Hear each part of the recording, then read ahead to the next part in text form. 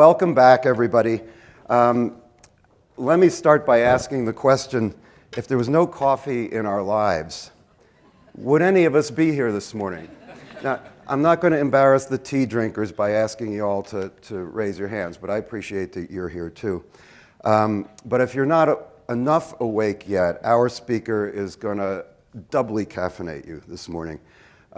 Coffee is a reason why this world functions. It motivates us to get up in the morning and get going every day and do our jobs. And I have to say, since I quit smoking some decades ago, it even replaces looking forward to the cigarette break. So, Lindsey Bolger, where's Lindsey? There she is. Hi. Is one of the world's leading experts on coffee quality and coffee growers and sustainable growing practices. She's a member of the Cup of Excellence International Jury. I could use a Cup of Excellence right about now. And the chair of the World Coffee Research. Lindsey is also Vice President of Sourcing and Excellence at Keurig Green Mountain. And you know, Keurig are those little cups. And I want to thank Keurig as a civilian because it's one of the few skills I've picked up in the 21st century is how to work a Keurig cup. So. Lindsey, please come up and talk to us. Welcome.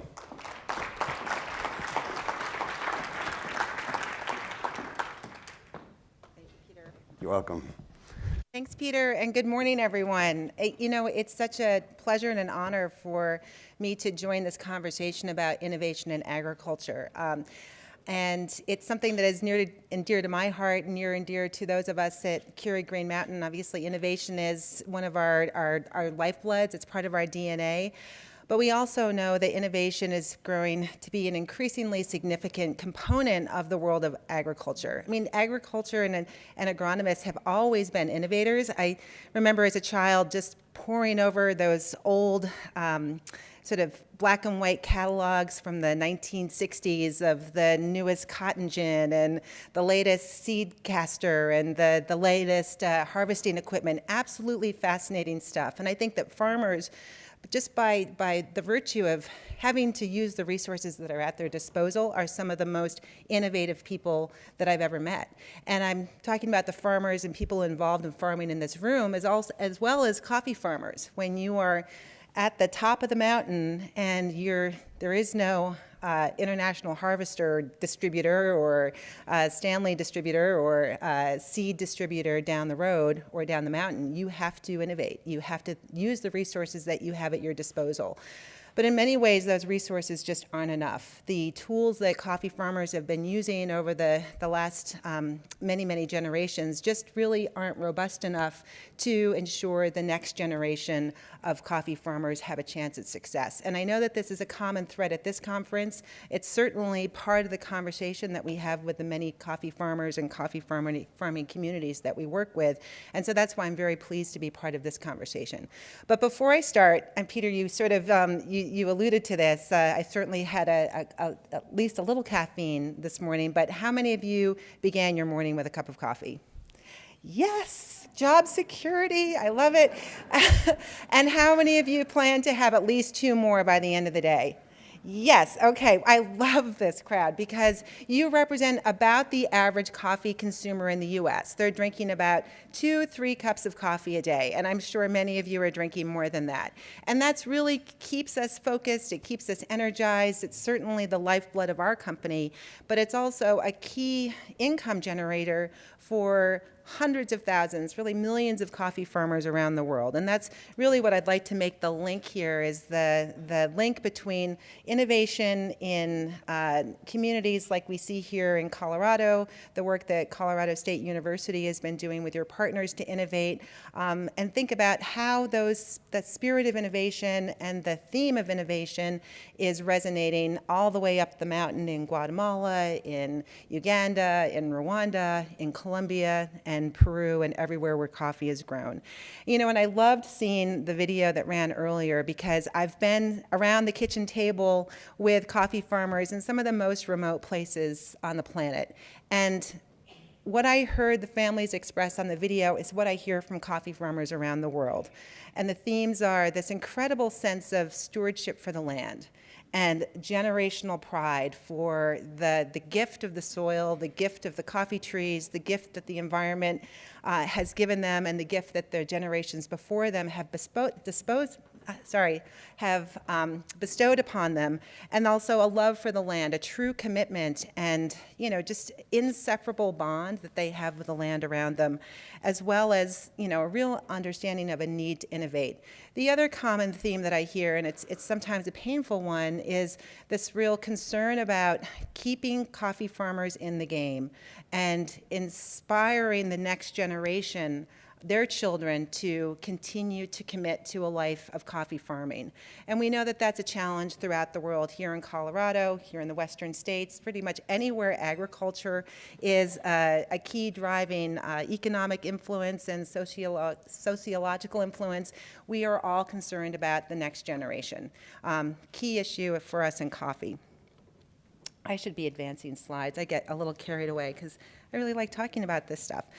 So we all know that most of us are coffee lovers. We also know that coffee is, we're dependent upon coffee farmers to continue to fuel us, and sorry for the pun, with this thing that we love called coffee. And it's certainly a key part of what we do at Keurig Green Mountain. So when we think about how to describe what Keurig Green Mountain is, we are an innovation-driven company that's driven by values, driven by passion, and driven by an opportunity to bring value to our consumers. And that's sort of a typical reason to be statement for a consumer packaged goods company. But we think about what we say that we do, and then we think about how we do it. And how we do it is driven by some key values, and every company has their list of values, but we think ours are pretty unique. And first and foremost is this idea of partnering for mutual success. And I see and I hear this theme of partnership resonating in this summit with this crowd, as well as other conversations in the coffee space and beyond, more and more. This idea that a company can do it alone, sorry, we're gonna put up our walls and that's just our deal, and we're not gonna collaborate, we're not gonna partner. That's thinking that really isn't going to help our companies grow and prosper. So this idea of partnership has been a strong theme of ours. So we partner with other brands, we partner with our competitors. You can get a Starbucks cup to brew in your Keurig brewery. You can brew Dunkin' Donuts in there, and you can also brew many, many of the brands that are owned by Keurig Green Mountain. This idea of partnership really has fueled our growth and fueled opportunities for more and more consumers to adopt our system. We know we can't do it alone, and we love to do it with partners. We also partner with other stakeholders who have similar concerns that we share with the dynamics of coffee producing at origin. So when we see challenges in the coffee farming community, for a moment we thought, oh, we'll just build schools, we'll give them pencils. That is just so, what, like 1990 or 1975, that you can just bestow these little tools to folks and they'll be very happy and thrive forever. It's just not the way it works. And I know you know that, and that's something that we continue to learn. So we partner with organizations that have the outreach capacity that we simply don't have as a single company. Partners like Save the Children, Charity Water, Catholic Relief Services, lending organizations that actually offer low interest lending to very high risk constituents like coffee farmers, where we have to partner with these organizations because we just can't simply do it alone. We also innovate with passion, and I love that innovation is clearly why we're all here. So we innovate on the brewing front. We have something like 250 PhD engineers working on not only our current generation of brewing equipment, but also the next generation. We're always thinking about ways that we can do it better, ways that we can do it faster, and ways that we can do it that can anticipate consumer need. But we're also innovating with our supply chain partners, thinking about different ways to deliver benefits to farmers, different ways to ensure that the value of that coffee plant and that coffee seed is really being captured by the person who grew it. And that's requires some innovative thinking. We also play to win. I mean, we're in a very competitive landscape. We're a publicly traded company. We have a lot of pressures on earnings and all of those wonderful things that many of you experience. And we want to be out there first, and we want to continue to play on the forefront. But we also want to do that with integrity. And I would also reference our spirit of partnership when we think about this theme of playing to win. And then finally, we're very motivated to brew a better world. And when we say brewing a better world, it really is sort of encompasses our belief that we can change the world, the way that the world does business. We've done things in a unique way since our very beginning in the early 1980s, and we continue to challenge traditional business models. And we just feel as though business has a tremendous power to do good in the world. So we try to do good by doing well. And again, that's a theme that I think many of us share in this room. So that's a little bit about who Keurig Green Mountain is, a little bit about who I am and why I'm here. I actually began my coffee career 30 years ago, working as a part-time barista in the small coffee shop near my college campus. I was admittedly a liberal arts student. I wasn't really, but my very first program was something called ecological agriculture. So from my very early academic experiences, I began to make these connections between the things that I love, like coffee and great food, and the agricultural systems that produce them. And that part-time job in school developed to this lifelong journey in coffee. And I've been doing coffee ever since, and integrated my field of study into my growing interest in coffee. So as a liberal arts major, of course, I studied a lot of fields, a lot of different things, and one of them, of course, was early Greek poetry. And when I think about some of the things that have inspired me throughout my career and throughout my life, there's two lines of poetry that I really reflect on a regular basis to just bring me to a pause and think about the world around me. One of them is a line of poetry that's attributed to Sappho. Sappho was a Greek poet that lived about 60 BC. Is it 600 or 60? Yeah, 630 BC. And she is attributed with the line, "If you're squeamish, don't prod the beach rubble." So think about that for a second and think about what Sappho might have meant. So, many people will just experience life not necessarily as explorers, but just as casual observers. And we've all had that experience where we turn over that rock and we're absolutely freaked out by what we see there. It's like, I had no idea there was so much going on under that rock. But that's really where the beauty is, right? So we can just be a casual observer, or we can be deeply engaged in the world around us. So when you turn over that rock, rather than flipping it right back over, it's like, oh my gosh, it's so scary down there. Take a moment to just consider what you're looking at. Yeah, there's slugs, they're creepy, crawly things, but there's this whole world of beauty and these interdependent relationships that are really alive and well under that rock. We may not understand it. I'm certainly not an oceanographer. I don't understand those weird wiggly crawly things, but I find them truly fascinating. I find problem solving truly fascinating. And I think that that's what Sappho is referencing when she said, if you're scared, if you're squeamish, don't uncover that rock, but if you really want to engage, take a look and then get engaged.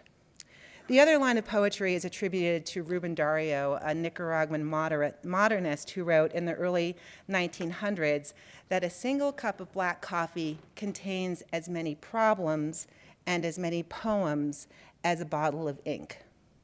So you think about that, and you think about this wonderful thing that we enjoy, whether you're a writer and ink is your medium, or if you're a person like me and coffee is your medium.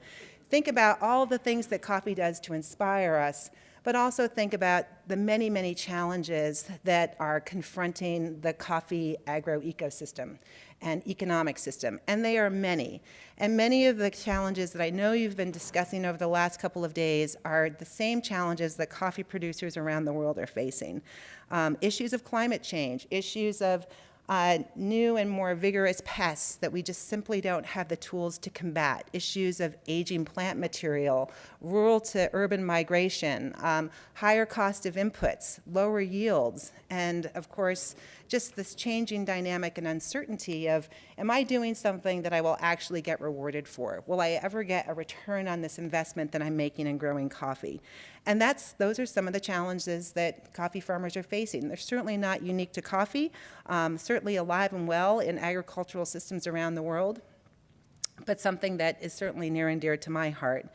And so when you think about the challenges that are facing agricultural systems around the world, whether here or in a global context, I think that that's one of the reasons that we've all been brought together here. It's a common theme for everyone in this room, and it's certainly a common theme and one that we care very passionately about at Keurig Green Mountain.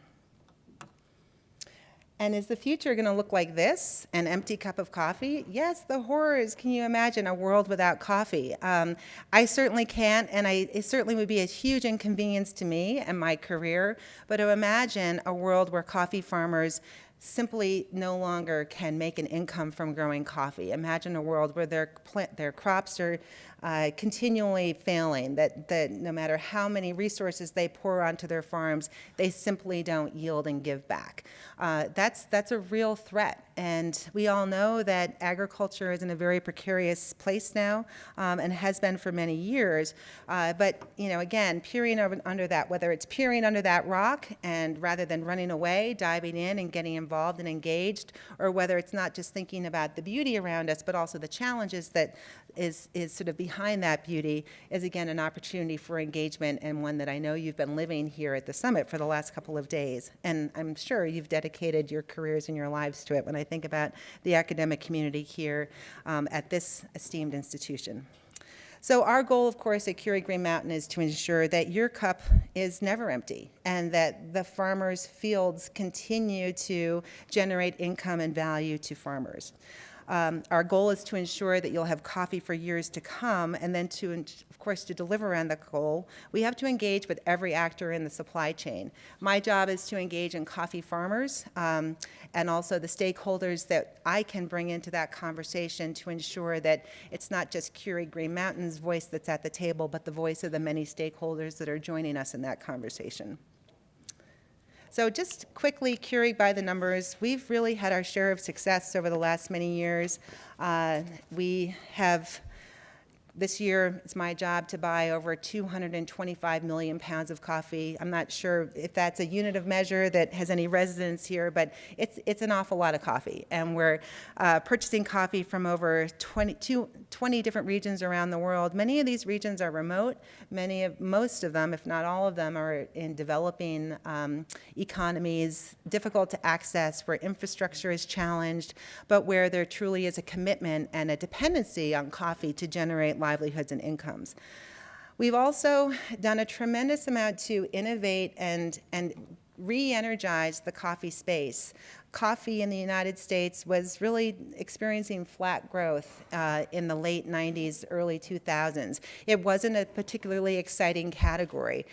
When we introduced our single-serve brewing system, it really helped to ignite renewed interest in the coffee category, energize current consumers as well as bring some new consumers on board. And we've been sharing that excitement, sharing that energy with some of our competitors who are now our partners. We took a flat category and now it's experiencing 20% year-over-year growth. That's great news for Keurig Green Mountain. That's great news for our partners, but I cannot tell you what great news that is for coffee farmers.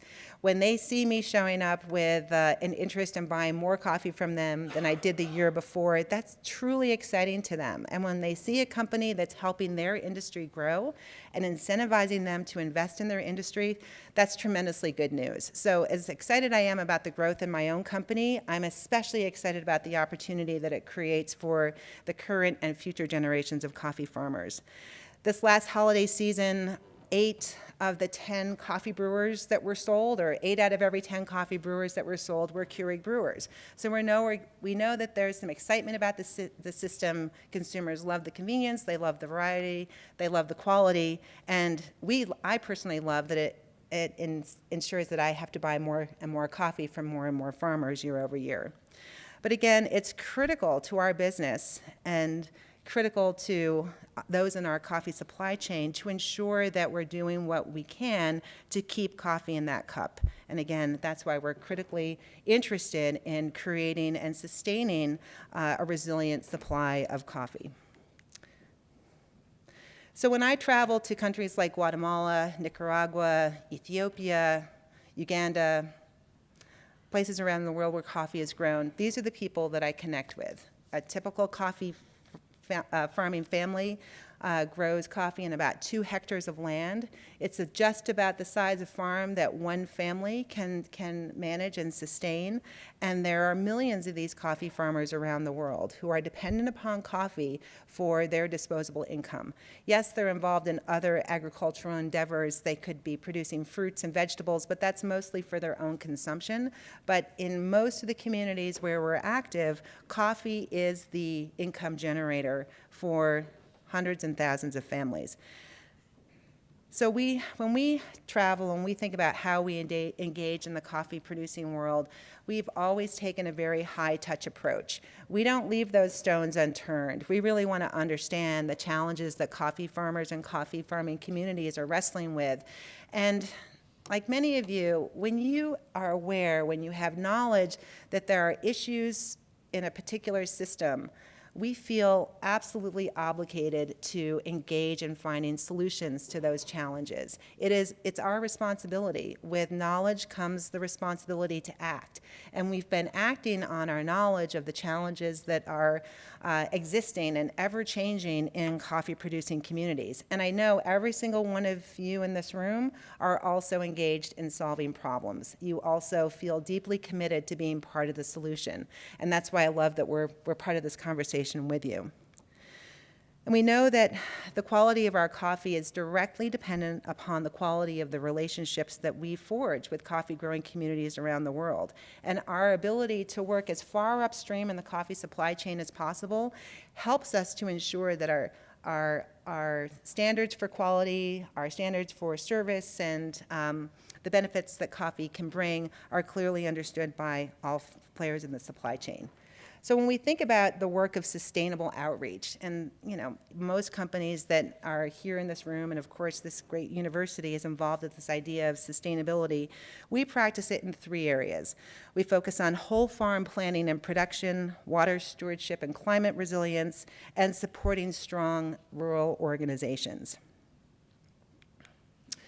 So what we mean by taking a whole farm approach is that we've learned that, of course, our key interest when we work in coffee producing communities is the coffee that they're growing, right? That's what we do. We're a coffee company. We buy a tremendous amount of coffee. It's important to us that the coffee on those farms are thriving. But if the rest of the system is struggling, if farmers aren't able to produce enough food to sustain their families, if they don't have adequate water systems to ensure that they have food or water to nurture and develop their own crops, their own supplemental foods, then of course the focus on coffee is going to suffer. So rather than focus just on how we can increase yields for coffee plants, how we can bring in new technologies on coffee plant renovation and irrigation methods and pruning methods and fertilization methods, we think about the whole farm. Yes, we're concerned about the coffee that grows on that farm, but we're also concerned about the fruits, the vegetables, the legumes, the other products that farming family is producing to keep them not only healthy in coffee, but also healthy in their livelihoods. So we've partnered with a few folks that can help us to deliver on that promise. We've invested $2.5 million funding a program called Blue Harvest, partnering with Catholic Relief Services, and it really focuses on whole farm sustainability management, not just the coffee component of that farm, but everything else that needs to thrive on that farm to keep that farm stable and thriving. We've trained, through this program alone, almost 200,000 farmers to be smart about agricultural practices, not only on their coffee farm, but also in their vegetable gardens and other plants and goods that they're growing. Another example is work that we're doing in Indonesia. We are partnering with Save the Children in Indonesia to develop not only good, smart farming practices, but also thinking about the next generation of coffee plants. We've committed to producing over 500,000 seedlings in 2 large nurseries, and those seedlings are the next generation of more vigorous, more robust coffee plants that can increase yield, have increased quality, increased hardiness, and thereby increased income for these farmers in Sumatra. And again, we're doing this through partnerships. We can't do this all on our own. We've certainly partnered and rolled up our sleeves with organizations like Save the Children in this particular project, and we really have great results. From those new, more robust and higher yielding varietals, coffee farmers are reporting an increase in yield year over year of 73%. Now imagine, it's like a raise. It's like a 73% raise that these coffee farmers have experienced as a function of this sort of multifaceted approach to not only coffee farm renovation, but also household garden renovation. Another example that's a really cool one is something that we have rolled up our sleeves with in Peru and other areas where we're dependent upon organic certified coffee. So certified organic coffee is an important part of our supply chain. And as I'm sure many of you know, getting access to organic composting materials, especially in rural communities, is truly a challenge. So we've partnered with a number of different stakeholders, including coffee growing cooperatives, to build organic composting facilities, kind of on a commercial scale. And we're not talking a heap of, manure and grass clippings in the backyard. We're talking about a real infrastructure that generates tremendously nutrient-rich compost that's easy to apply and incredibly effective in producing great gains in impact and yield. So through this project alone, coffee farmers are reporting an increase in productivity of 23% year over year and a reduction in their fertilizer costs of 31%. So really sort of moving the needle on the cost of inputs, the efficacy of inputs, and helping farmers actually make their own inputs rather than being dependent upon buying them. So, of course, water is an important part of our initiative portfolio, and it's a growing practice area for us. It's of keen interest to all of you in Colorado, and I know it's a major theme in this conference. So just like healthy soils and good farming practices, of course, thinking about water as a precious resource is an important consideration as well.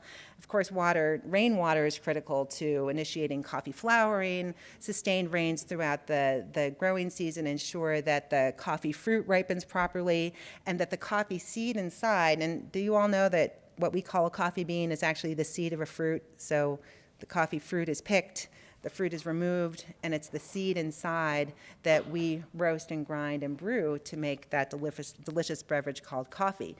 So if the rains don't come at the right time, the flowers don't happen, the fruit doesn't mature, we have a tremendous amount of aborted fruit, and then in some cases, like we saw in Brazil last harvest, the actual seed inside the fruit just doesn't form. It's just this weird, twisted hull that doesn't produce any density or healthy seed material. So water stewardship is an important part of our platform. We've partnered with a number of different organizations to ensure that water stewardship and water quality at the farm level is of top concern. We've invested over $2.5 million, again, in Blue Harvest with Catholic Relief Services, and we're looking for sort of this benefit of crop per drop.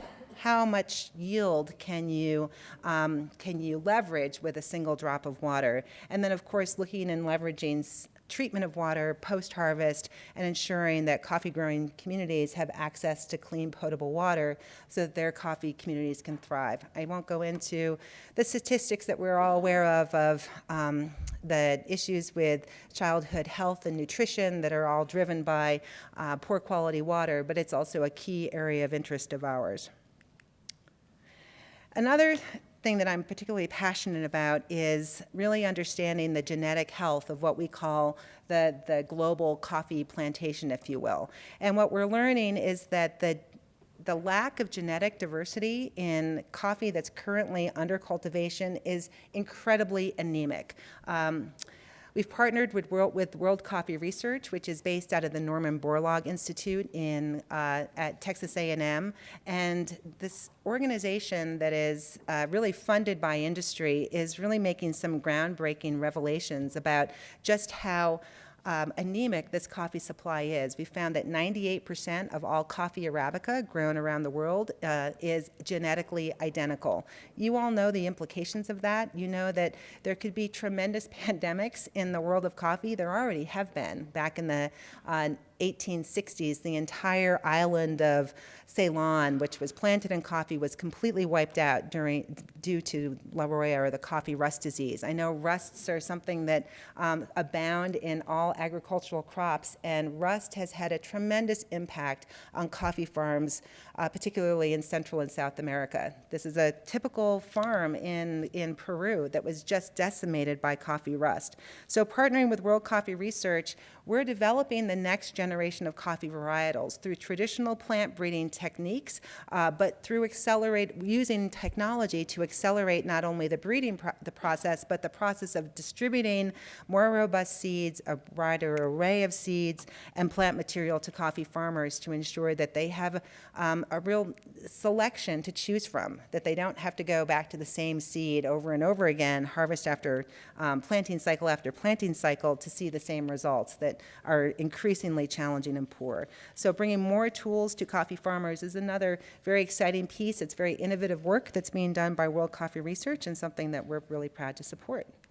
And then finally, we're doing work in coffee growing communities that, again, are remote, small farmers who, isolated and disjointed from one another, really don't have a chance to have access and to the benefits that technology and innovation could bring to them. So we work with what we call sort of this aggregated level of coffee farmers. It's coffee grower associations, it's co-ops, it's coffee networks, to ensure that we can reach the hundreds of thousands of coffee farmers by working with their cooperative, working with their grower associations, and helping to ensure that the grower associations and the folks that are leading those grower associations have access to technology, access to resources to help distribute and disseminate innovative practices to their hundreds of thousands of members that we're not able to access. So working with a number of other stakeholders, such as Root Capital, the IDB, USAID, a number of different organizations like Starbucks, who are keenly interested in reaching up as far up the mountain as possible, we are working at the cooperative level to reach as many coffee farmers as possible. So as I wrap it up, I just want to, I know I've given you a list of a tremendous amount of activities that we're excited about and working on, but really at the end of the day, what I'd like to leave you with is that we're keenly aware, keenly engaged, and keenly dependent upon this work of delivering technology and innovation to coffee farmers that are really the highest beneficiaries of this technology, but often the least likely or in the poorest position to receive them. So working as far up the mountain as we can, rural communities, whether it be in Peru or Ethiopia, as I mentioned, Tanzania, Kenya, Colombia. We're out there with our partners trying to move the needle to help farmers equip themselves with the tools that they need to face what is an ever-growing number of challenges. We're dedicated to taking a holistic approach, working with partners and working together to find innovative solutions, and then not only leaving them in the lab, but getting them into the hands of farmers who desperately need them. At the end of the day, we want to ensure that your coffee cup is never empty, that coffee farmers have a reason to continue to grow coffee, and that their children are inspired by their parents' success, and we are very happy to be part of that solution. I want to thank you for your time. I've really enjoyed having this conversation with you, and I really wish you best of luck with your endeavors to bring innovation to a growing number of stakeholders who really need it. Thank you.